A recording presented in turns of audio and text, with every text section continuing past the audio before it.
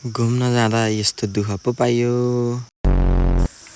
Hello guys, के छ? सबैजना आरामै हुनु होला, म पनि एकदम ठिकठाक छु है। आज चाहिँ हामी जान लागिरहेका छौँ सोरेक मैदान र हामी चाहिँ 4 जना भएर 2टा साधनमा सोरेक मैदानतिर लाग्यौँ।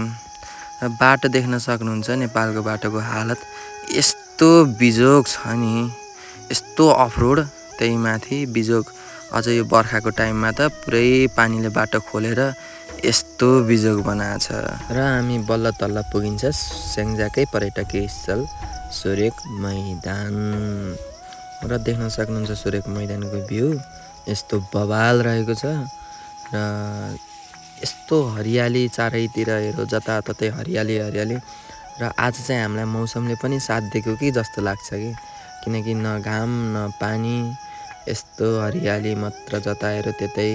र हामी 2-4 फोटा चाहिँ खिचिन्छ र 2-4 फोटा खिचेर चाहिँ अब चाहिँ हामी चाहिँ लागिन्छ घरतिर। र फर्किने क्रममा यति दुःख पाइयो कि बाइकको क्लच प्लेट नै गइदिएर यस्तो तनाव भयो कि दुःख गरी उहाँ डाँडाबाट तलतिरसम्म त झारियो। र यसपछिको पार्ट 2 हेर्नको लागि चाहिँ च्यानलमा रहिरहनु होला। यसपछि के भयो कसो भयो त्यसको इन्फर्म चाहिँ मैले अब अर्को भिडियोमा दिन्छु। त्यतिन्जेलसम्म मलाई चाहिँ bye bye, see you again.